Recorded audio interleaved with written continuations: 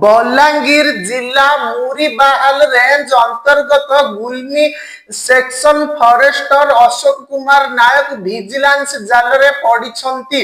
जणे चाषी नायक 10,000 टंका लांच नेबा बेले विजिलेंस तांकु मंगलवार गिरफ करिछि। एहा परे आय बहिर्भूत संपत्ति ठूल दिगकु नहीं विजिलेंस पक्षरु नायकक 2 स्थान रे एककालीन चढ़ाऊ करा जाइथिला। बलांगीर टाउन स्थित बासभवन और ऑफिस चैम्बर रे विजिलेंस अधिकारी माने अधिक जांच करिथिले। एही समय रे नायकक ऑफिस रूम रु नगद 1,80,350 टंका जबत करा जाइछि। एही टंका लांच आकार रे से ग्रहण करिथिबा विजिलेंस अधिकारी माने अनुसंधान रु जानिबाकू पाइछंती।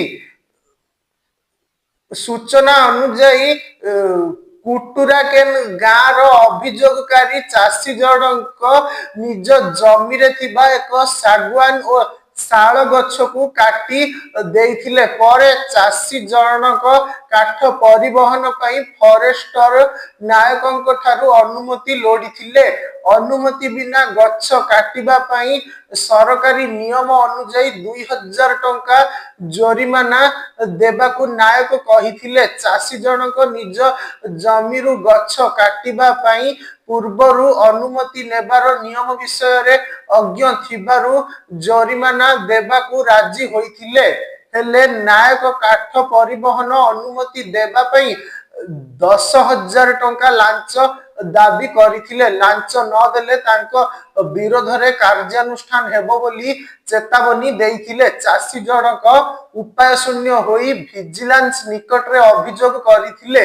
ए नै संबलपुर विजिलेंस थाना पक्षरु एक मामला नंबर 1/2026 रुजु करा जिबा सह नायकों को धरिबाकू योजना प्रस्तुत होइथिला।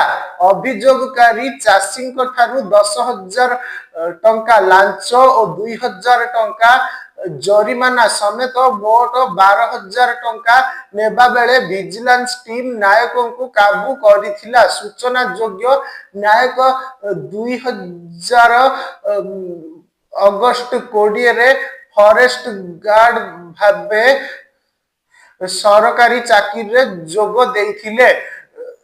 2019 अगस्त रे से फॉरेस्टर भाबे पदोन्नति पाइथिले। तेबे बड़ कथा हेउछि नायक चाकरी करिबा दिनठू अर्थात 2.5 दशंधि धरी बलांगीर जिलार विभिन्न सेक्शन रे काम करि आसुछंती। बड़ बड़ अधिकारी और नेता मंत्री को हाथ करी से बलांगीर जिला रे रहिथिबा चर्चा हेउछि।